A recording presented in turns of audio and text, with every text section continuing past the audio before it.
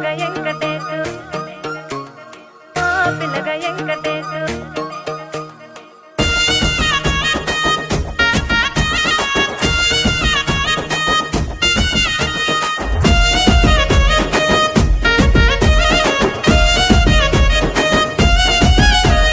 సిద్ధిరాల మనసు నాది చిన్నగా పోతుంటావో చూడక పోతుంటావో ఇంట్లో చిన్నదాన్ని నేను సిద్ధిరాల